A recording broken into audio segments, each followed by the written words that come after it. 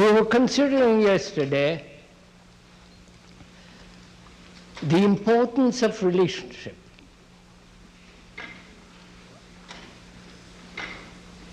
And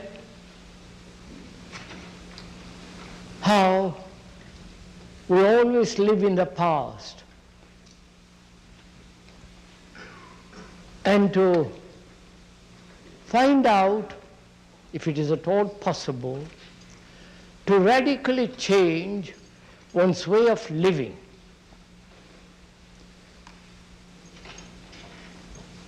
And we're going to examine together the question of what is hidden in the consciousness,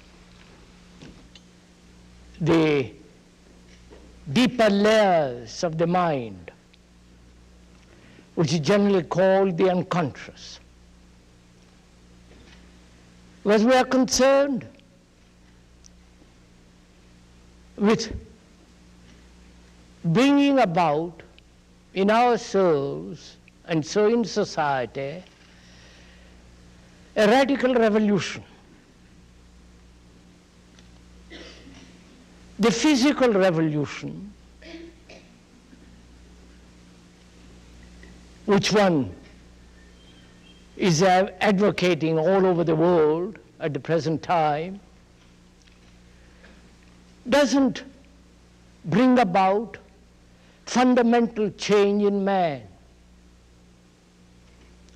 And though it is necessary that a corrupt society such as this in Europe and in India and elsewhere, there must be fundamental changes in the very structure of society. And if man remains corrupt himself, his activity, he will overcome whatever the structure be, however perfect it be. Therefore, it is imperative, absolutely essential, that he change. And is this change to be brought about through the process of time, through gradual achievement, through gradual change, or does the change take place only in the instant? And that's what we are going to examine together. One sees that there must be change in oneself. The more sensitive, the more alert and intelligent one is, one is aware that there must be a deep, abiding, living change. And the content of consciousness is consciousness. The two are not separate. What is implanted, what is in consciousness, makes up consciousness. And to bring about a change in consciousness, both the obvious and the hidden, does it depend on analysis?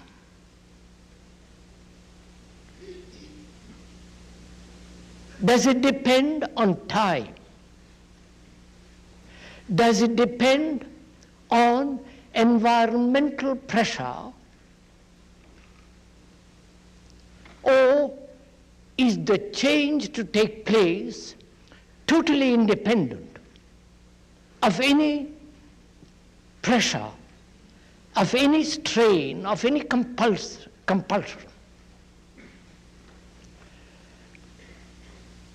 You know, this is going to be rather difficult to go into this question because it's quite complex. And I hope you will both of us able to share what is being said.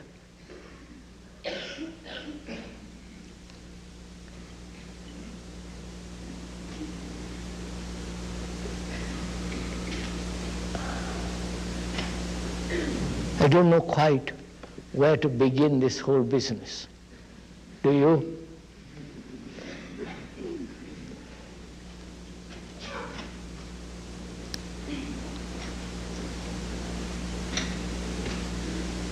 You see, unless one goes into this matter very seriously, really taking trouble, deep interest, with a passion, I'm afraid one will not be able to go very far. Far in the sense, not in time or in space, but within oneself, very deeply. One needs a great deal of passion, a great energy. And most of us waste our energies in conflict. And when we are examining this whole business of existence,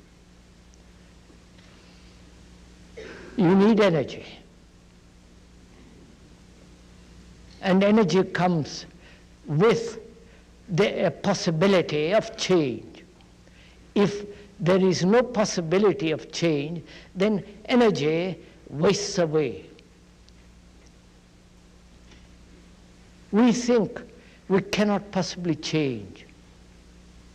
We accept things as we are, as they are, and thereby become rather dispirited, depressed, and uncertain and confused. It is possible to change radically, and that's what we're going to examine. And if you will not follow exactly what the speaker is saying, but using his words and using those words as a mirror to observe yourself and inquire with passion, with interest, with vitality, and great deal of energy, then perhaps we can come to a point where it'll be obvious that without any kind of effort, without any kind of motive, the radical change takes place.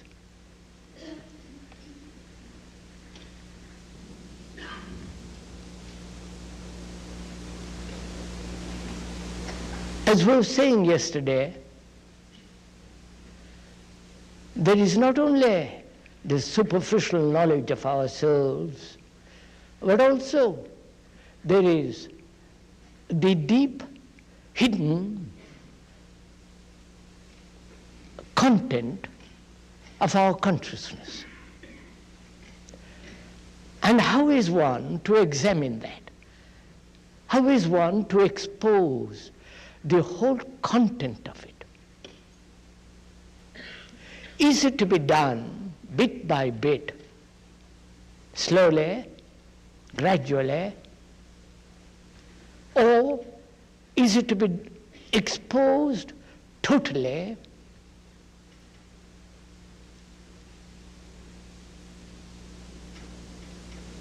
and understood instantly, and thereby the whole analytical process comes to an end? Now we're going to go into this question of analysis.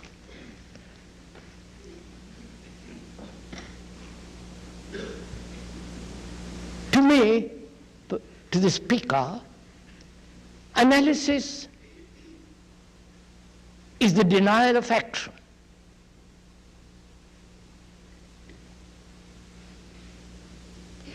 Action being always in the present, active present. Action means not having done or will do, but doing. Analysis prevents that active action in the present.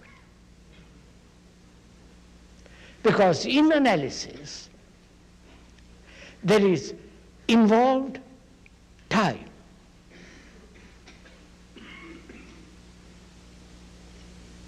A gradual peeling off, as it were, layer after layer, and examining each layer, analyzing the content of each layer. And if the analysis is not perfect, complete, true, then that analysis is being incomplete, must leave a knowledge which is not total. And the next analysis springs from that which is not complete. Are we following all this? Look, I examine myself, analyze myself. And if my analysis is not complete, true, then what I have analyzed becomes the knowledge with which I proceed to analyze the next layer. And so, in that process, each analysis becomes incomplete and leads to further conflict, and so to inaction. Bene, shall go on. And in analysis, there is the analyzer and the analyzed. Whether the analyzer is professional or yourself, the layman, there is this duality, the analyzer analyzing. Analyzing something which he thinks is different from himself. And the analyzer, what is he? He is the past. He is the accumulated knowledge of all the things he has analyzed. And with that knowledge, which is the past, he analyzes the present. So, in that process, there is conflict. There is the struggle to conform or to force that which he analyzes. And in analysis, there is this whole process of dreaming. I don't know if you've gone into all this yourself, or probably you have read other people's books, which is most unfortunate. Because then you merely repeat what other people have said, however specialists, however famous they are. But if you don't read all those books, as the speaker doesn't, because they're rather boring, then you have to investigate it yourself. Then it becomes much more fascinating, much more original, much more direct and true.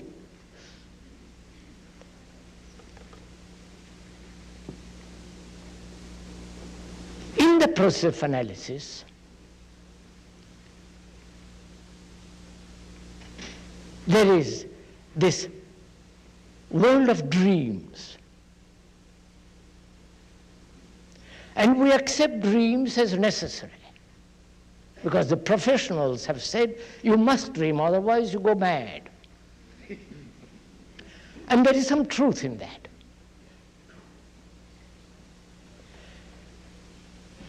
And what are dreams? Because all this we are inquiring into because we are trying to find out whether it is possible to change radically. When there is so much confusion, so much misery, such hatred in the world and brutality, where there is no compassion, one must, if one is at all serious, inquire into all this. And we are inquiring not merely for intellectual entertainment, but actually trying to find out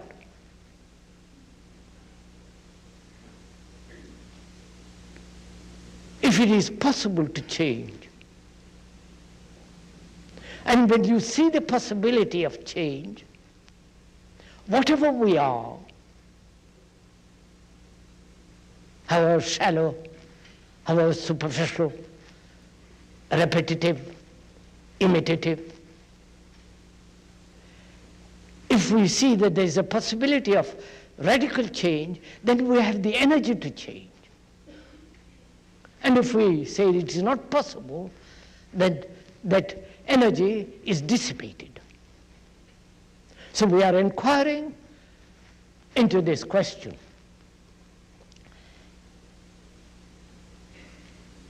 Whether analysis does produce a radical change at all, or is it merely an intellectual entertainment, an avoidance of action. As we were saying,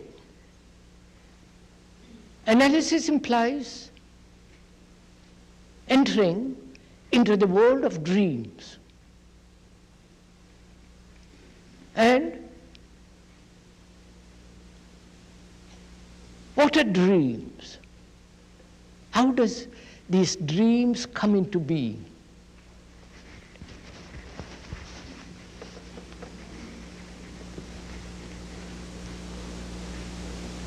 I don't know if you have gone into this.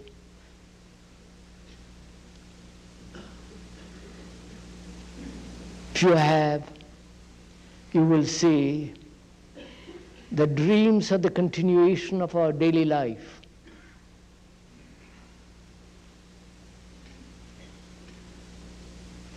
What you are doing during the day, all the mischief, the corruption, the hatred, the passing pleasures, the ambitions, the guilt, and so on. All that is continued in the world of dreams, only as in symbols, as pictures and images.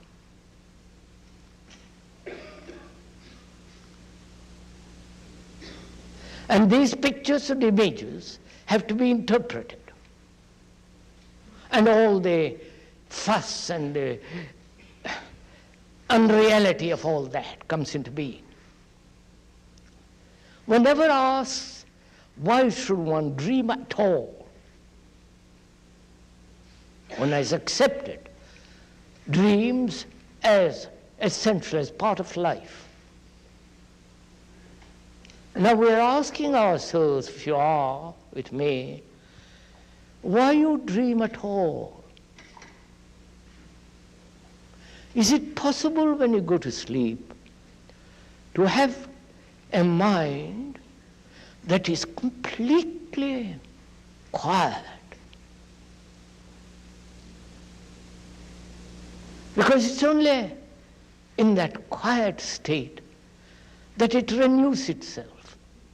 It empties itself of all its content so that it is made fresh, young, decisive, not confused. And if dreams are the continuation of our daily life, our daily turmoil, anxiety, the desire for security,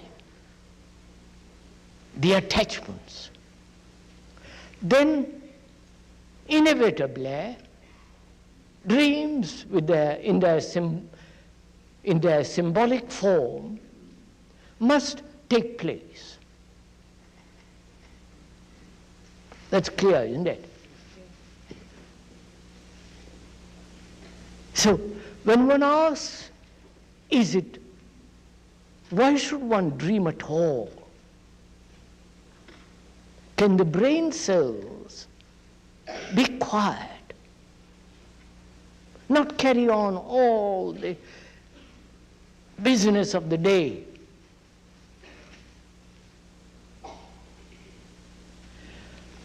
To find that out experimentally, not accepting what the speaker says, and for goodness sake, don't ever do that, please, because we are sharing together, investigating together. To find out experimentally, you can test it out by being aware totally during the day, watching your thoughts, your motives, your speech, the way you walk and talk. When you are so aware, there are the intimations of the unconscious, of the deeper layers.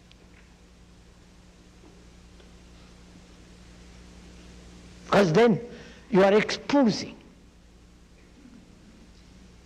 inviting the hidden motives, anxieties, all that, the content of the unconscious into the open. So when you do go to sleep, then you will find that your mind, including the brain, is extraordinarily quiet. It is really resting. Because you have finished what you have been doing during the day. That is, I don't know if you have ever done it. If you take stock of the day, as you go to bed, lie down, don't you do this? Go over the day, taking stock, saying, I should have done this, I should not have done that. It was better said that way. I wish I hadn't said this. That is, when you take stock of the things that have happened during the day, you are trying to put order. Please do pay little attention to this. You are trying to bring about order before you go to sleep. And if you don't put order before you go to sleep, the brain tries to put order when you are asleep. Because the brain functions perfectly only in order, not in disorder.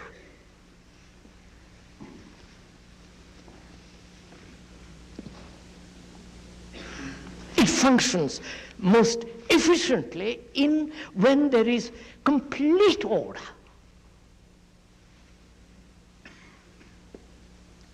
Whether that order is neurotic or rational. You're following all this? Because in neurosis, in imbalance, there is order. And the brain accepts that order.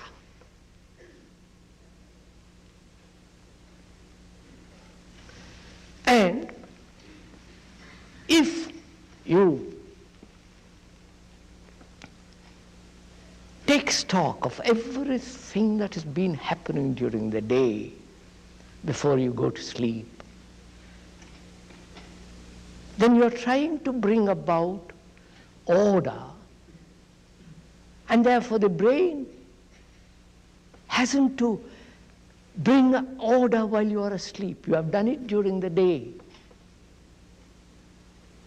And if you bring that order every minute during the day, that is if you are aware of everything that's happening, outwardly and inwardly. You're following? Yes.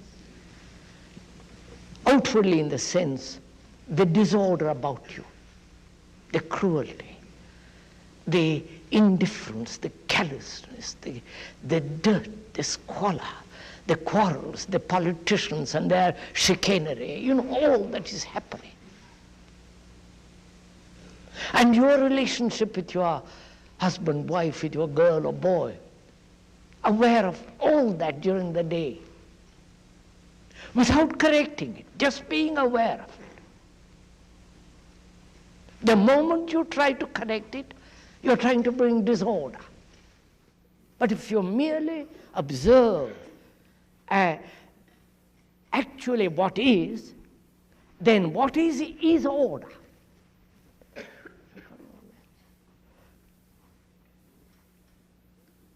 It is only when you try to change what is, then there is disorder.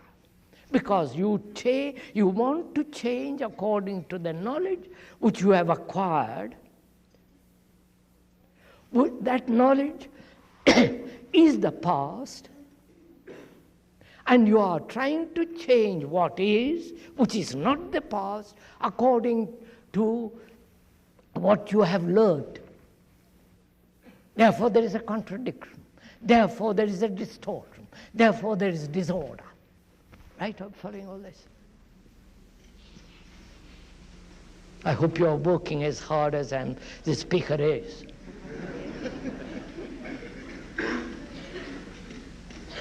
May I take my coat off?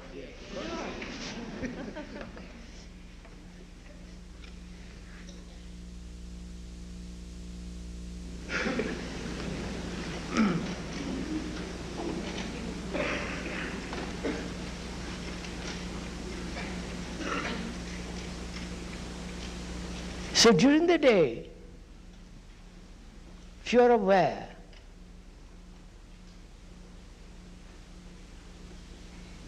of the ways of your thought, your motives, the hypocrisy, the double talk, doing one thing, saying another, thinking another, the deception, the masks that you put on, the varieties of deceptions that one has so readily at hand. If one is aware of all that during the day, you don't have to take stock at all when you go to sleep. You are bringing order each minute. So when you do go to sleep, you will find that your brain cells which have recorded which hold the past become totally quiet. and your sleep then becomes something entirely different. In that sleep, the mind, when we use the word the mind, we are including in that the brain, the whole nervous organism, the affections, all the human structure is the mind. When we use that word, we mean all that, not something separate. In that is included the intellect, the heart, the whole nervous organism. When you go to sleep then, the analytical process has totally come to an end. Then when you wake up, you see things exactly as they are. Not your interpretation of them or the desire to change them.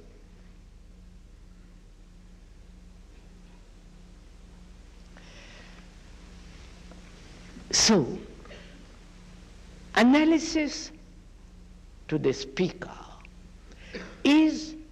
prevents action. And action is absolutely essential. Now, in order to bring about this radical change. So analysis is not the way. Don't accept, please, what the speaker is saying, but observe it for yourself. Learn about it. Not from me, but learn by watching all the implications of analysis. Time, the analyzer and the analyzed. The analyzer is the analyzed.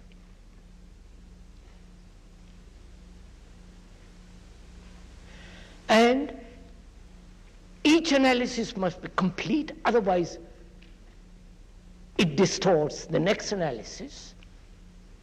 So seeing the whole process of analysis, whether it's analysis, introspective or intellectual analysis, is totally wrong.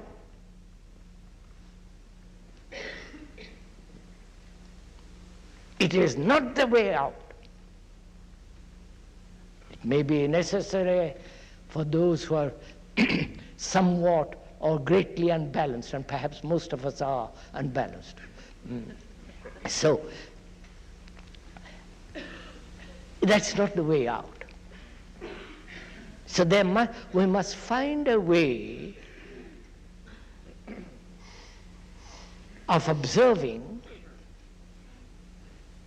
the whole content of consciousness without the analyzer. You're following this? You know, it's a great deal, this is great fun if you go into this. Because you have then reject totally everything that man has said.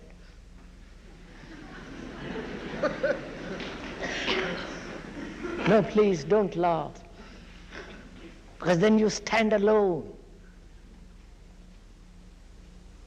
Then you find out for yourself it'll be authentic, real, true. Not dependent on any professor, any psychologist, any analyst, and so on and so on.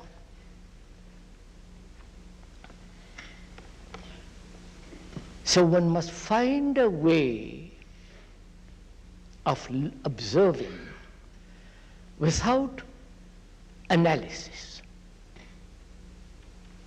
I'm going to go into that.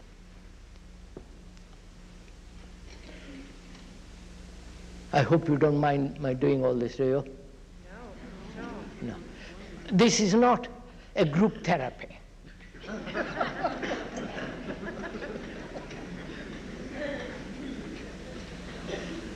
This is not an open confession. This is not that the speaker is analyzing you or making you change or becoming marvelous human beings. You have to do this yourself. And as most of us are second-hand or third-hand human beings, it's going to be very difficult to put away totally all that has been imposed on our minds by the professionals, whether religious professionals or the scientific professionals. We have to find out for ourselves.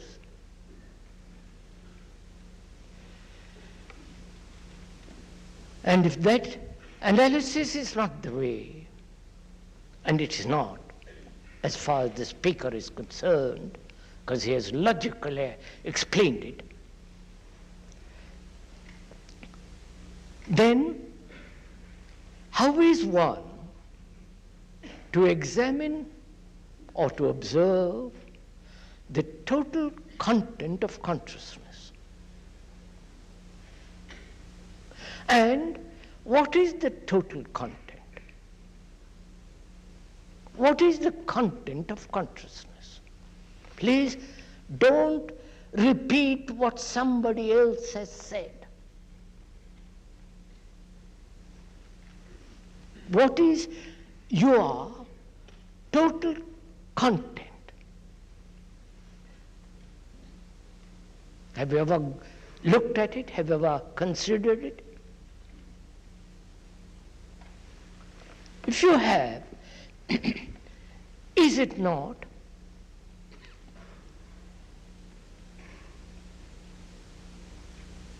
the various recorded incidents, happenings, pleasurable and non-pleasurable, various beliefs, traditions, the various individual recollections, memories, and the racial family memories, the culture in which one has been brought up, all that is the content, isn't it?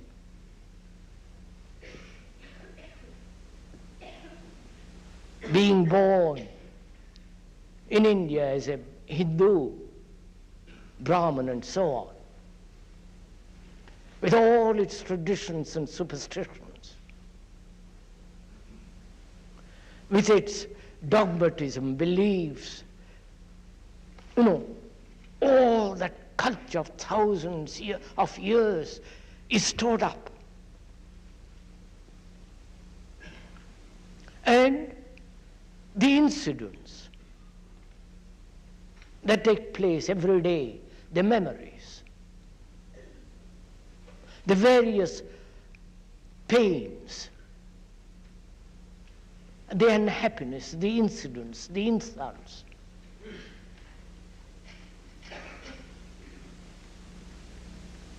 all that is recorded.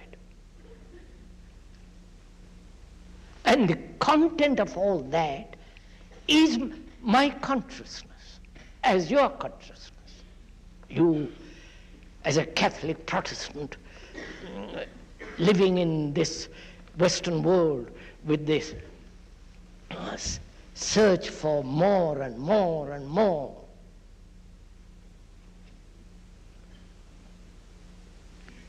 The world of great pleasure, entertainment, wealth, incessant noise of the television, the pictures, the brutality, all that is you, that's your content.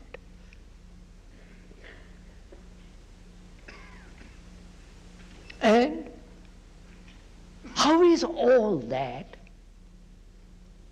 to be exposed?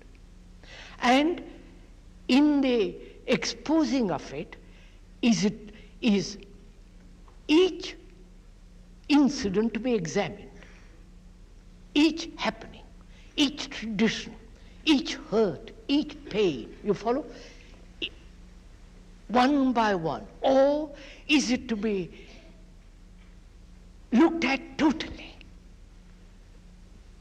You're following all that?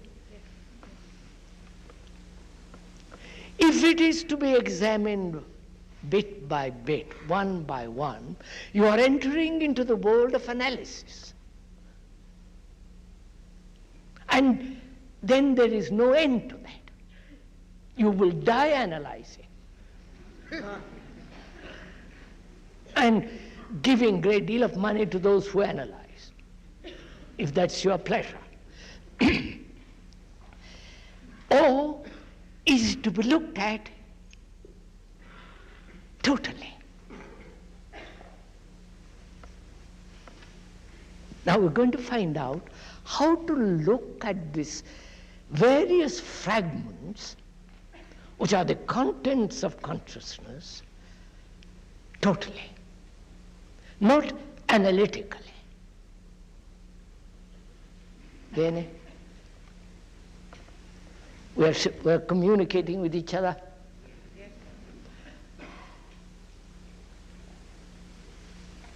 So we're going to find out how to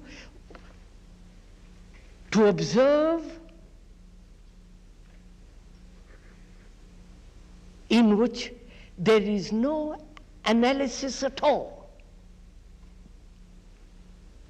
That is, we have looked at everything, at the tree, at the cloud, at your wife and your husband, the girl or the boy, everything as an observer and the observed, right? Please do give little attention to this. You have observed your anger, your greed or your jealousy, whatever it is, as an observer looking at greed. The observer is greed, but you have separated the observer because your mind is conditioned to the analysis, analytical process. Therefore, you are always looking at the tree, at the cloud, at everything in life as an observer and the thing observed.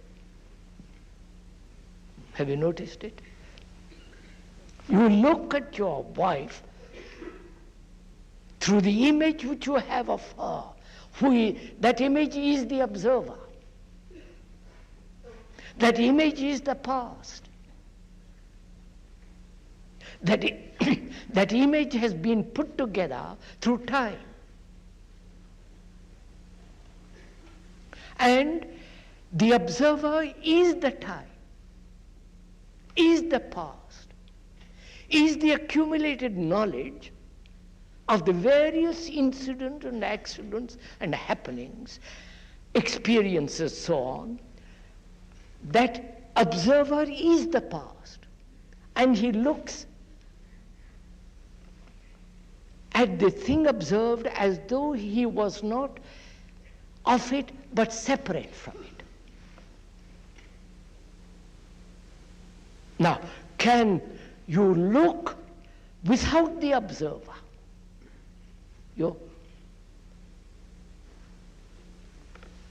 That is, can you look at the tree? Please listen to this. Can you look at the tree without the past as the observer?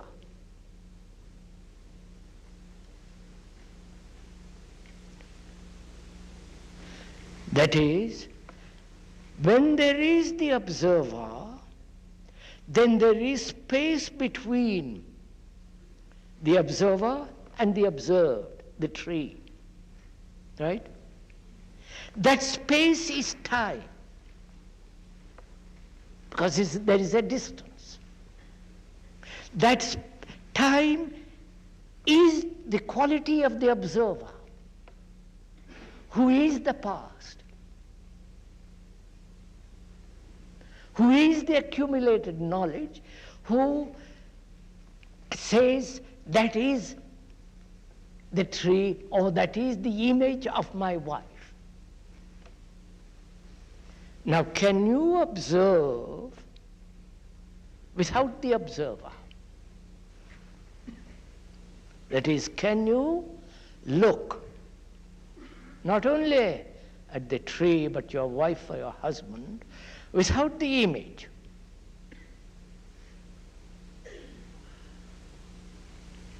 You know, this requires tremendous discipline. Now I'm going to show you something, which is, discipline implies generally a conformity, a drill, imitation, conflict between what is and what should be. And so, in discipline there is conflict, suppressing, overcoming, the exercise of will, and so on. All that is implied in that word. But that word means to learn, not to conform, not to suppress, but to learn. And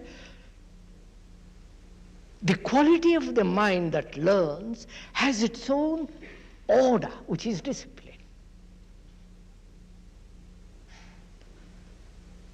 We are learning now to observe without the observer, without the past, without the image. When you so observe, the what is, the actually what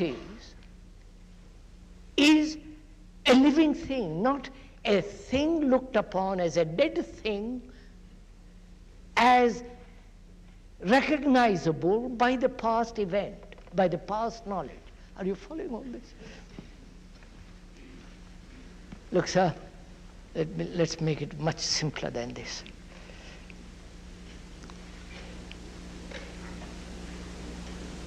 Now,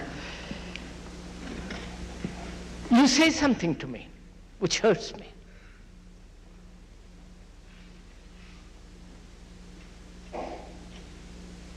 And that hurt, the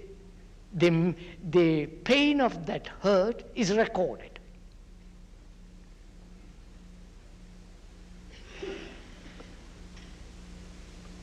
That memory of that continues. And when there is a further pain, it's recorded again. So I am strengthening, the hurt is being strengthened from childhood on.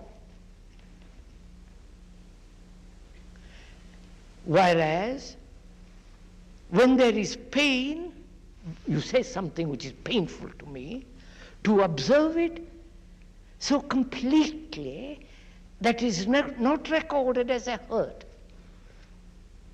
You're following? The moment you record it as a hurt,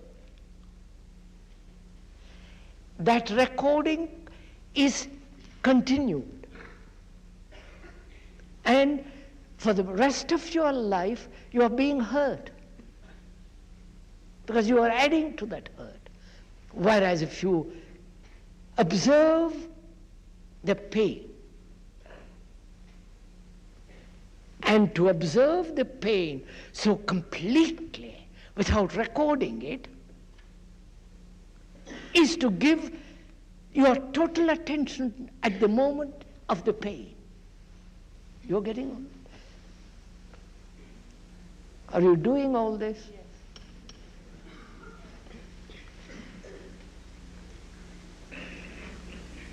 Yes. Like, when you go out for a walk, when you walk in these streets, there's all kinds of noise, all kinds of shouting, the vulgarity, the brutality, this pouring in the noise. It is very destructive. The more sensitive you are, the more destructive it becomes. It hurts your organism. And you resist that, the hurt. And therefore you build a wall. And when you build a wall, you are isolating yourself. And therefore you are strengthening the isolation, which you will get more and more hurt.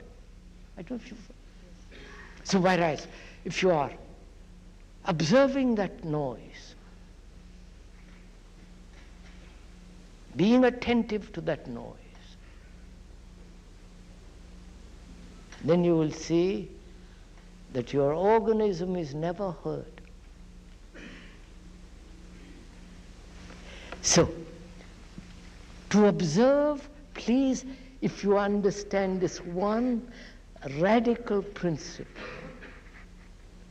you will have understood something immense. That where there is an observer separating himself from the thing he observes, there must be conflict.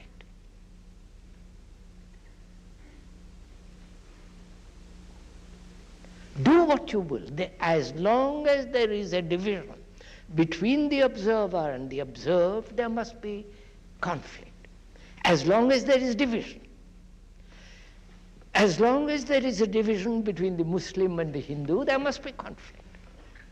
As long as there is a division between Catholic and the Protestant, there must be conflict. You may tolerate each other, which is an intellectual covering of intolerance. As long as there is division between the black and the white and the purple and the blue and the yellow and the black, there must be conflict. As long as there is a division between you and your wife, there must be conflict.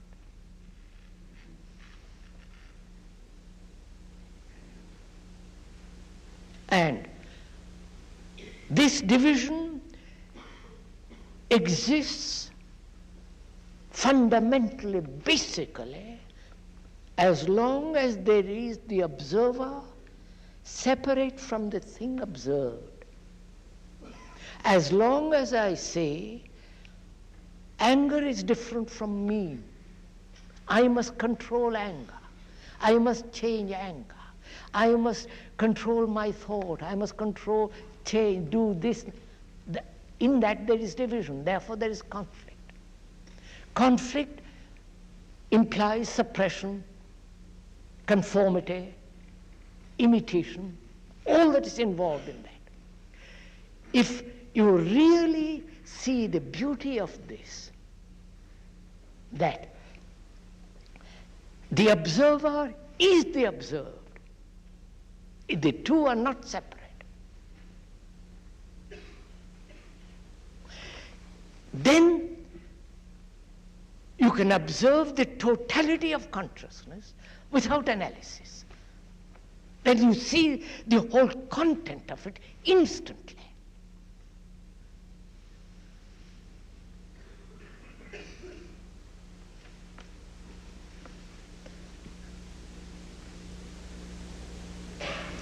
So,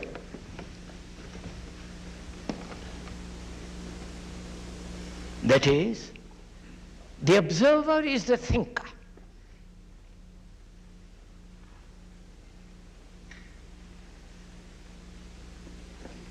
And we have given such tremendous importance to the thinker.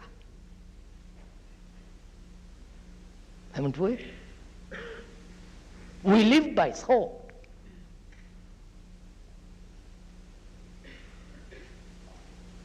We do things by thought. We plan our life by thought.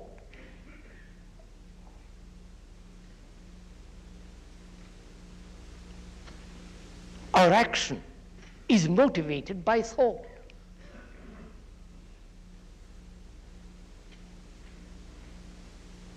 And thought is worshipped throughout the world as the most extraordinarily important thing, which is part of the intellect.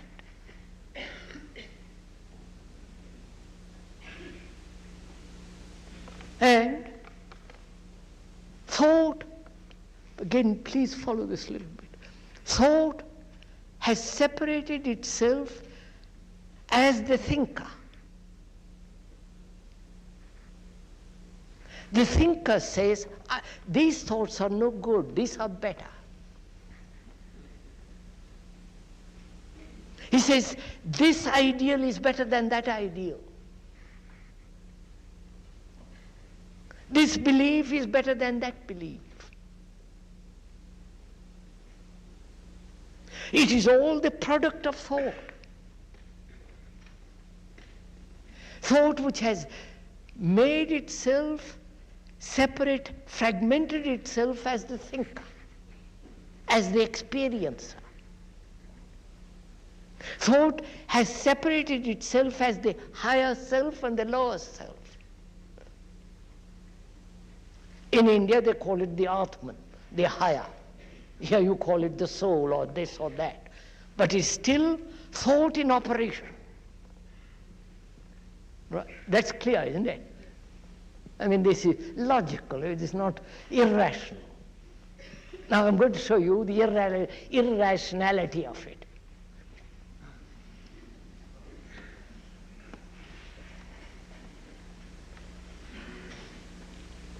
And we have lived. All our books and all our literature, everything is this, thought. And our relationship is based on thought. Just think of it.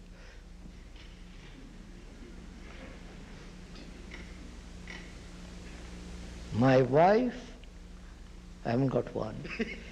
My wife is the image which I have created by thinking.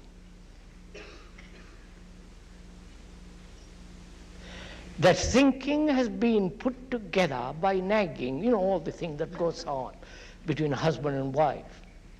The pleasure, the sex, the irritations, the exclusions, all that goes on, all the separative instincts that go on. And our thought is the result of our relationship. And what is thought?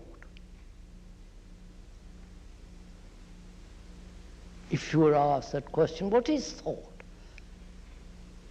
Don't please repeat somebody else.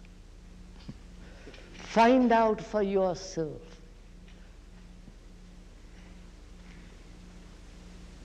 What is thought? Surely, thought is the response of memory, isn't it? Memory as knowledge. Memory as experience which has been accumulated, stored up in the brain cells. So the brain cells themselves are the cells of memory. If you didn't think at all, you would be in a state of amnesia. You wouldn't be able to go to your house. So, thought is the response of the accumulated memory as knowledge, experience. whether it's yours or the inherited or the communal and so on. So thought is the response of the past, which may project itself into the future, but it's still the past, going through the present, modifying it as the future, but it's still the past. Bene? Shall I go on? So, thought is never free. How can it be? It can imagine what is freedom. It can idealize what freedom should be, create a utopia of freedom. But thought itself in itself is of the past, and therefore is not free, and therefore is always old. Right?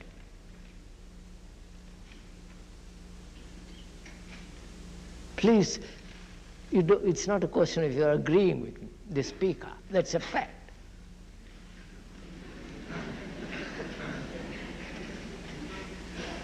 And thought organizes our life based on the past. And that thought based on the past projects what should be tomorrow. And so there is conflict. You follow it?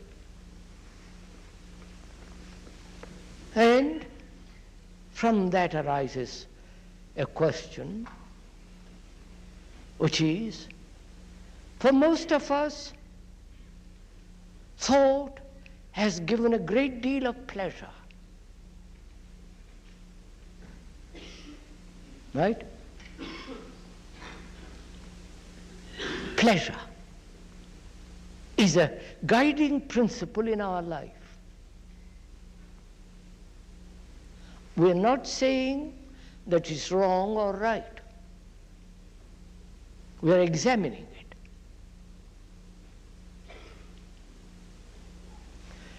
Pleasure is the thing that we want most.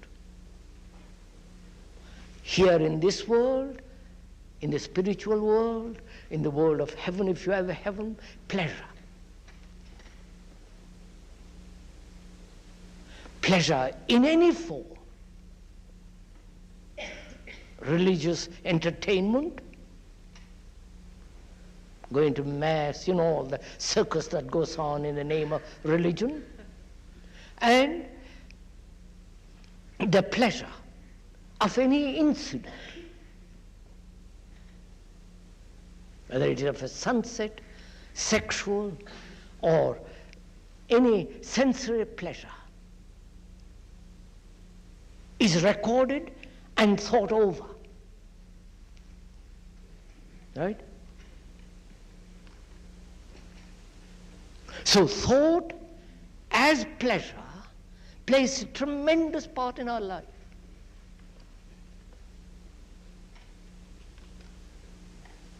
Something happened yesterday which was a lovely thing, a most happy thing. It's recorded, thought comes upon it, chews it, and keeps on thinking about it, and wants it to be repeated again tomorrow, sexual or otherwise.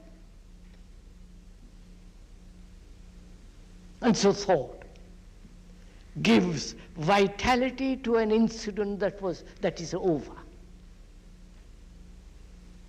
I hope you're following all this. And so, the very process of recording is knowledge which is the past. And thought is the past. So the thought as pleasure is sustained. And if you have noticed, pleasure is always in the past. Or the imagined pleasure of tomorrow is still the recollection projected into the future, the past, right? And also you can observe that where there is pleasure and the pursuit of pleasure, there is also the nourishing of fear. Haven't you noticed it? Fear of the thing I have done yesterday.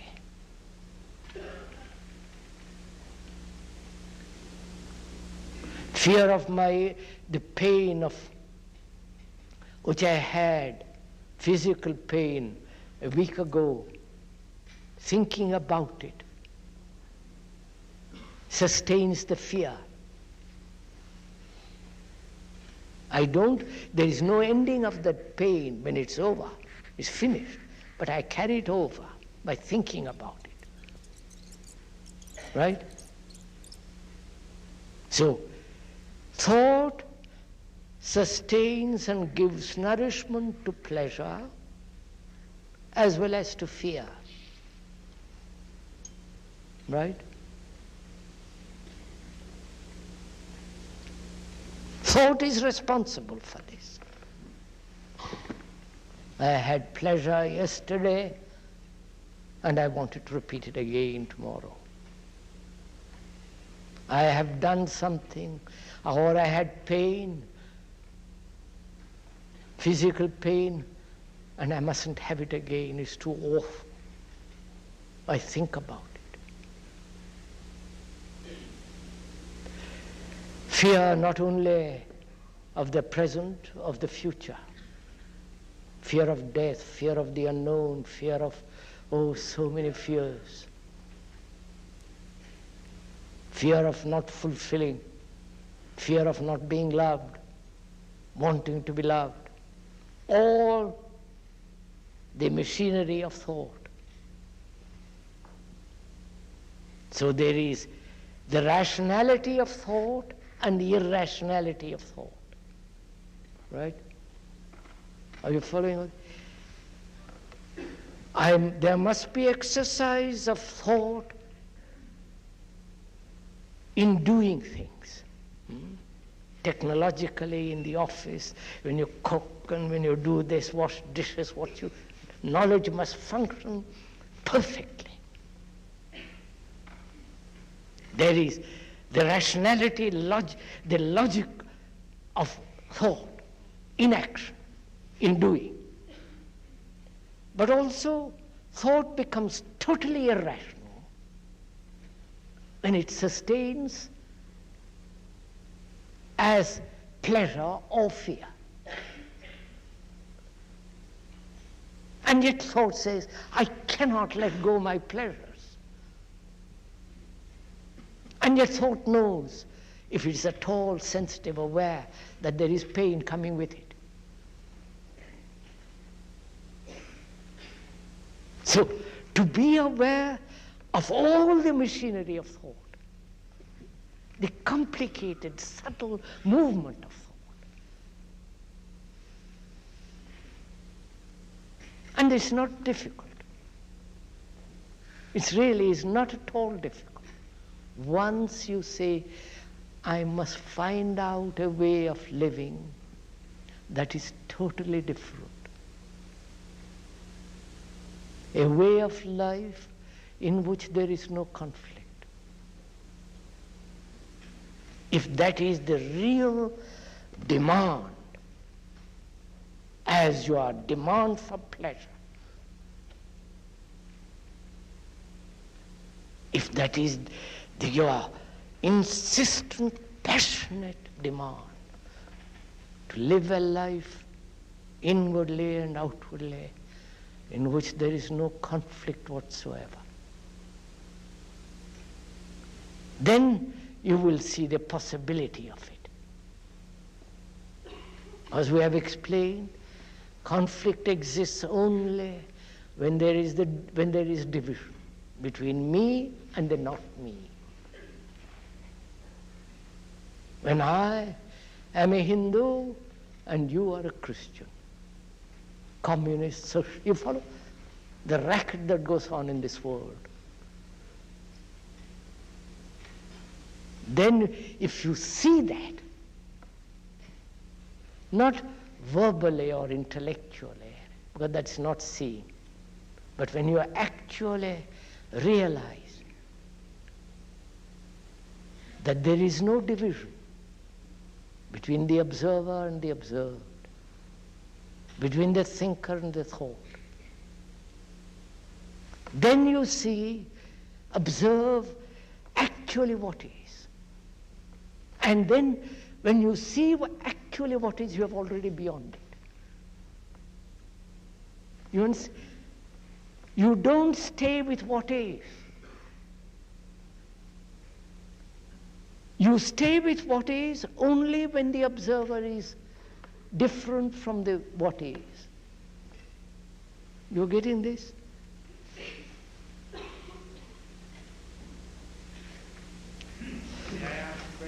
Un momento, signore. I mean, un moment.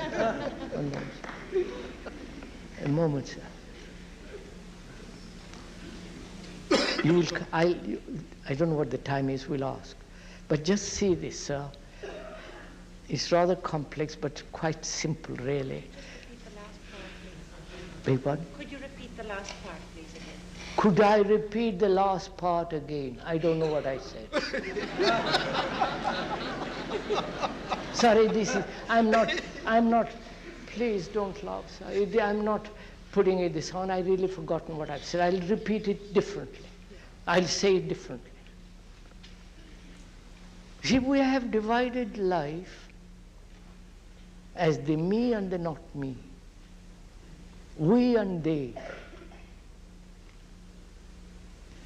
Geographically, nationally, religiously, family, division. This division takes place inevitably, basically, as long as there is the observer different from the thing observed.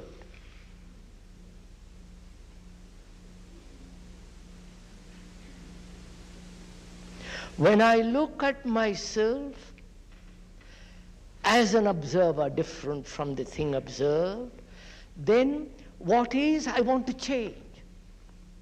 I want to suppress it. I want to get over it. Make it conform to what I think should be the ideal which I have projected as the observer. Now, in that there is conflict. But to observe actually what is without the observer, which is the past, which is the time, which is all that, when you so observe actually what is,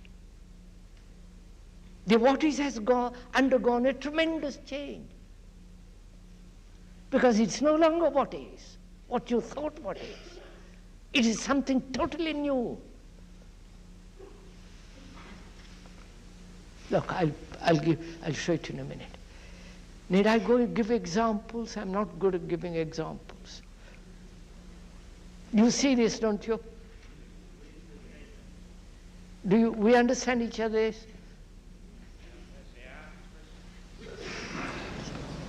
So let me finish, and then you can ask. I don't know what time it is. So, see, what we have talked about this evening is very simply how to totally eliminate in oneself every form of conflict. It is only then you know what love is.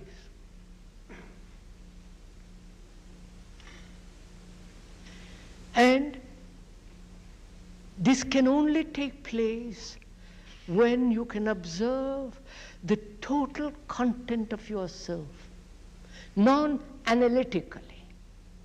Analysis must come into being when there is an observer, a thinker who is analyzing. But the thinker, the analyzer, the observer is the analyzed, is the thing that he is going to analyze, is the thought. So when there is this complete cessation of division between the observer and the observed, then what is no longer what is.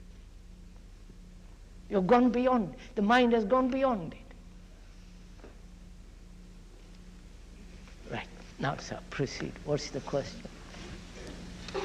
What was the question, sir?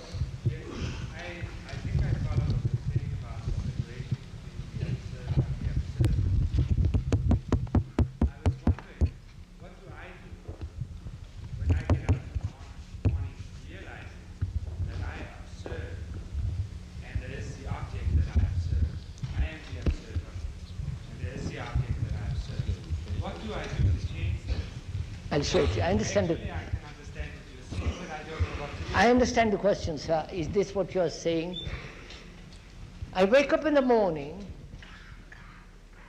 tired, exhausted.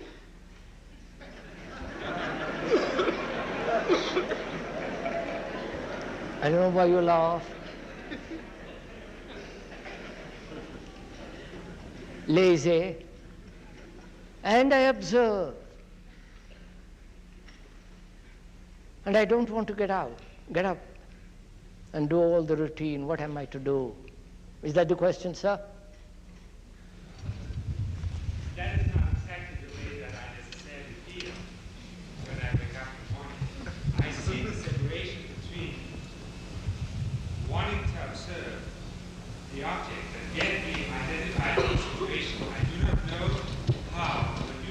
When you say the same, I don't understand how do I change this phenomenon of the observer and the observed.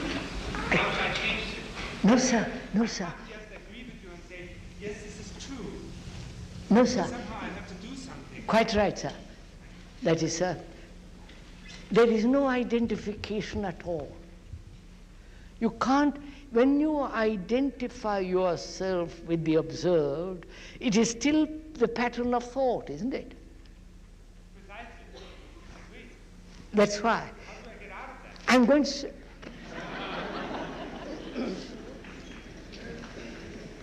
You don't get out of it. I'll show it in a minute, sir.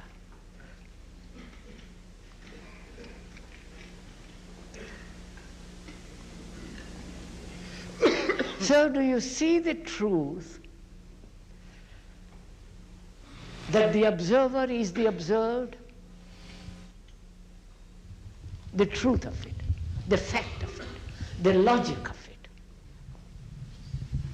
Do you see that? The truth of it? Or don't you? It's still only a comment, sir, which arises. Do you point, sir? It's still only a comment which arises. The truth does not exist. The fact doesn't exist. No. A comment arises. A comment of agreement arises. No, I don't agree, but you see the fact, don't you?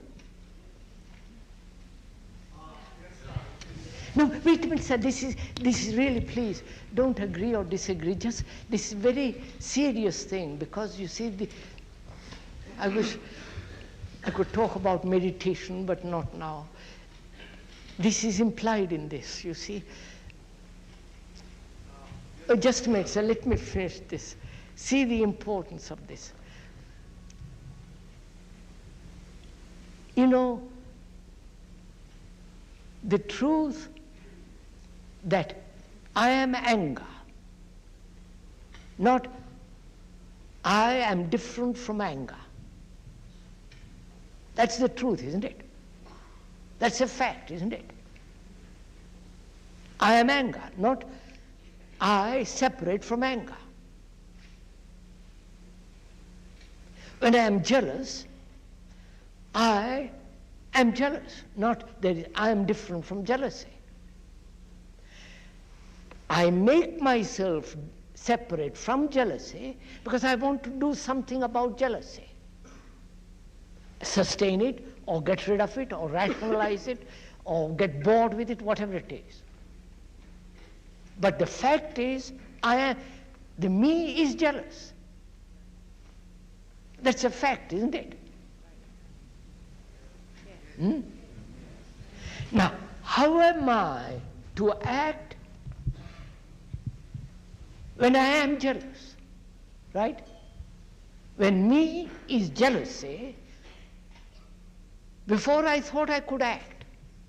When I separated myself from jealousy, I thought I could do something about it. Suppress it, rationalize it, or run away from it, do various things.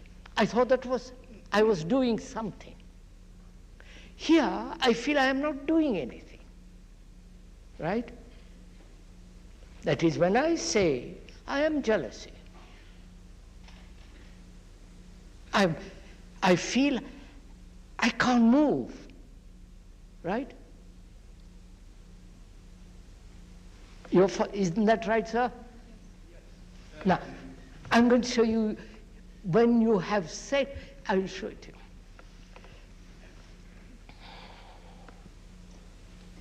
Look at the two varieties of activity.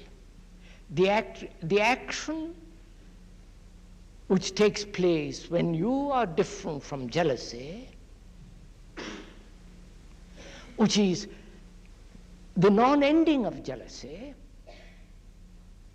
You may run away from it, you may suppress it, you may transcend it, you may escape and all that, but it'll come back. It'll be there always. Because there is the division between you and jealousy. Now, there is a totally different kind of action when there is no division. Because in that, the observer is the observed. He cannot do anything about it. Right? Before he was able to do something about it. Now he feels he's stumped. He is frustrated. He can't do anything. Right? Now, if the observer is the observed, then there is no saying, I can't do anything about it. You're following this? He is what he is. I don't know if you're following this. He is jealousy. Now, when he is jealousy, what takes place?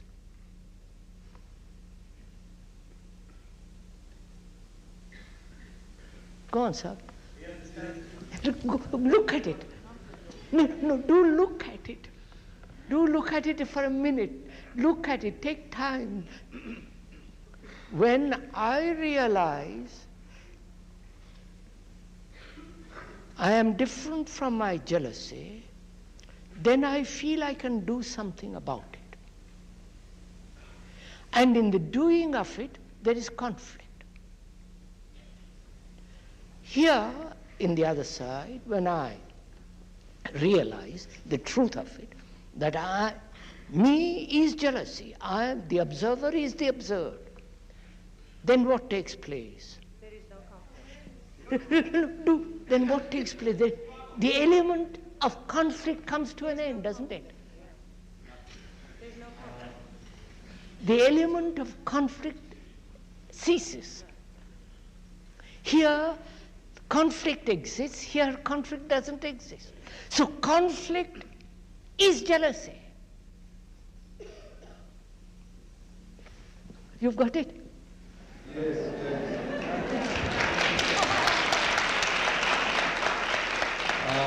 So Don't please. Just see what I've said. Please take time. Or you're too. Why do you clap? I don't know.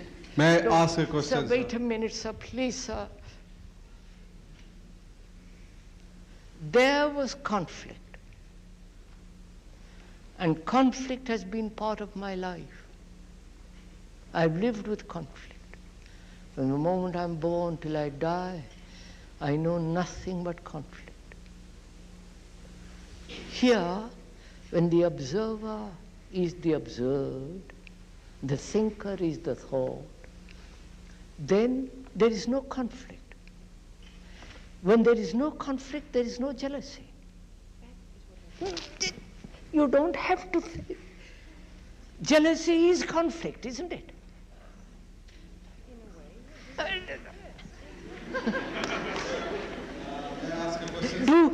Have you got this? There has been complete action here.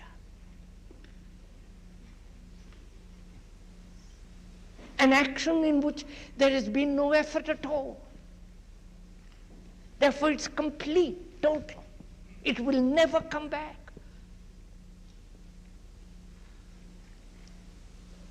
May I ask a question, sir? Yes, sir.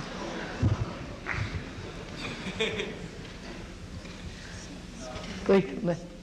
What did you want? Somebody ask? Yeah. Yes, please. Analysis, sir, you said analysis is the deadly tool to thought or consciousness. I perfectly agree with you, and you were about to say that you would develop the argument that there are fragments in the brain or thought or consciousness which will be anti-analysis. I shall be grateful, sir, if you will continue to develop that thought Of where what, you sir? say Of that what, sir? the fragments, you mentioned that fragments will not constitute any conflict or struggle.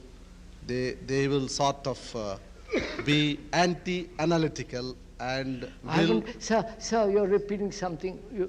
What is it? What is your question, sir? I only request you, sir, to continue what you mean by fragments that will be anti-analytical. Thank you, sir. Fragments.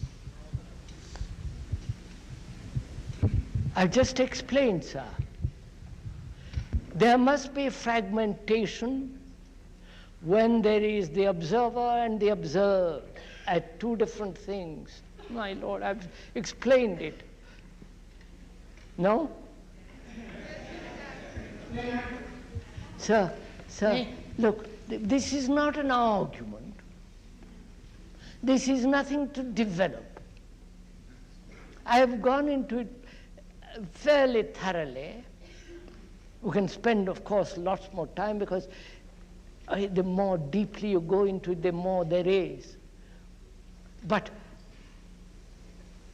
sir, look, we have broken up our life into many fragments, haven't we?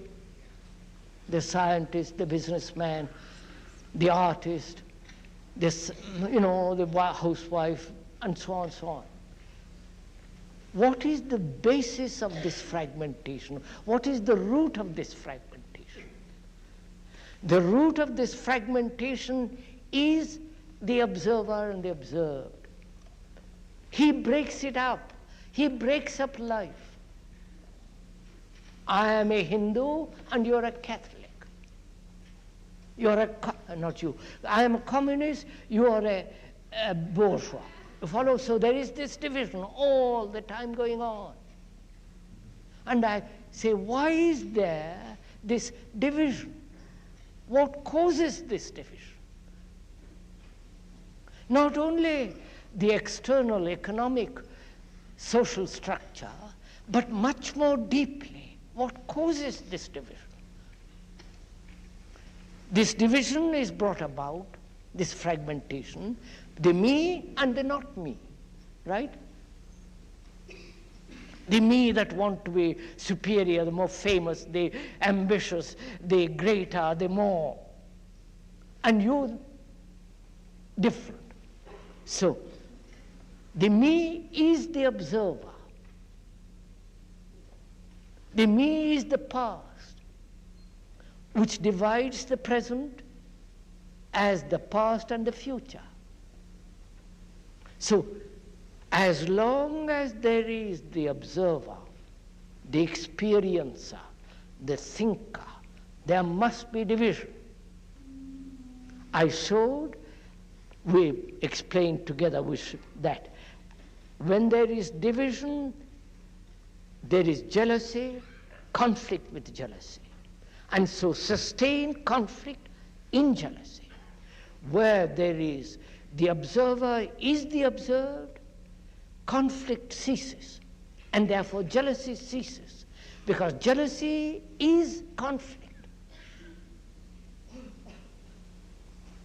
Jealousy is conflict, isn't it? Is it human nature? Huh? Is it human nature? Is it human nature? Jealousy? Is jealousy human nature? Is violence human nature? Is greed perhaps. human nature? I wanted to ask you another question, if I may. Am I right or wrong, according to what you've been telling us? And to put it succinctly, are we what we as a man thinketh in his heart, so is he. So watch our thoughts and profit from experience. What? Madam, I haven't quite understood what you said. What was the question, madam?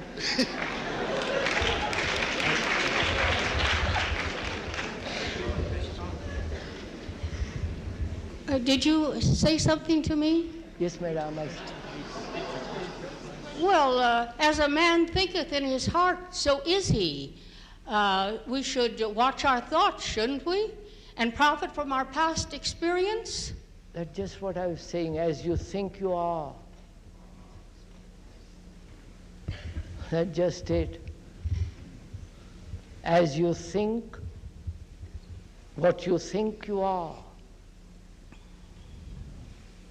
What you think, that you are greater than somebody else, that you are inferior to somebody else, that you are perfect, that you are not beautiful, that you are angry, what you think you are. Right? That's simple enough, isn't it? And until you find out whether it is possible to live a life where thought has its rational function, where thought becomes irrational. We'll go into that tomorrow, next weekend. Excuse me. Yes, madam. Continue in the same vein with the jealousy. When the jealousy is me, and me is the jealousy, conflict ends because I know it's the jealousy and it disappears. But when I listen to the noises in the street, and the me is the noises, and the noises are me, how can conflict end when that noise will go on forever? Can you explain what you understand? It's fairly simple, madam. The question is, I walk down the street and that noise is terrible. And when I said that noise is me, the noise doesn't end. It goes on. Isn't that the question? I don't say the noise is me.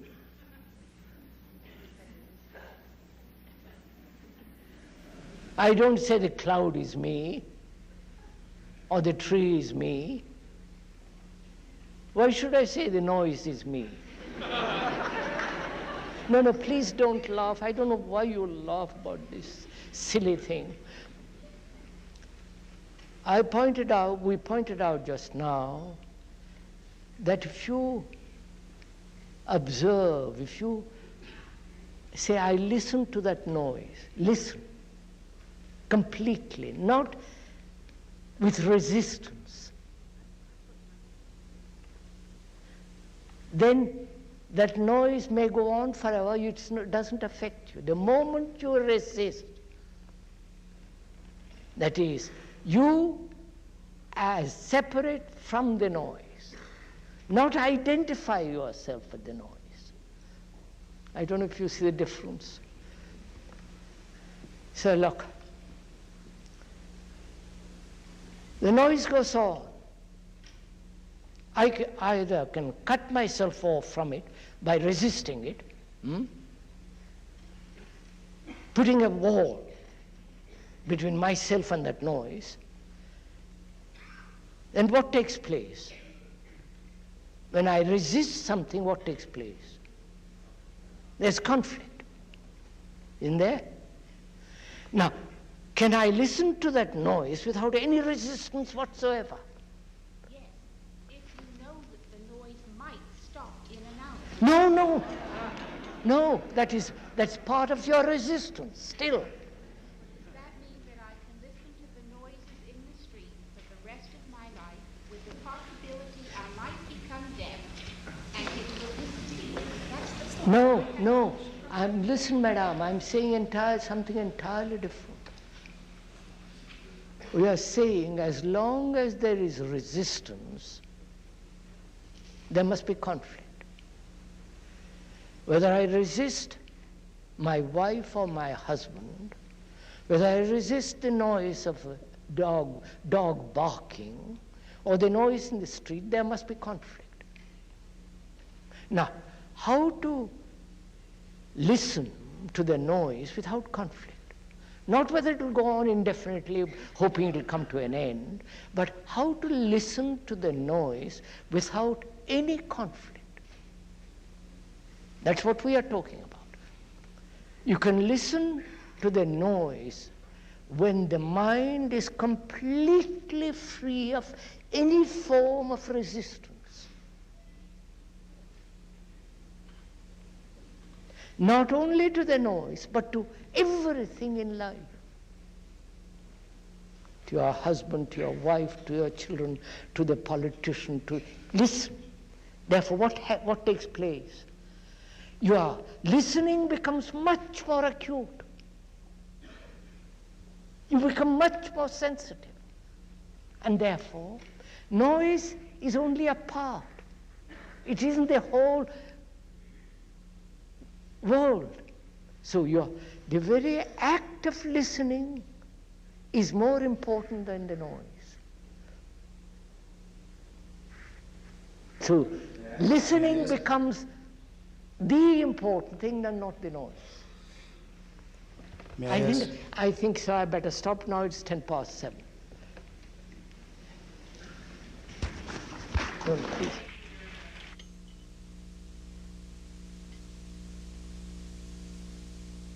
Talk directly to the kids at Columbine or the people in that community. What would you say to them if they were here right now? I wouldn't say a single word to them. I would listen to what they have to say, and that's what no one did.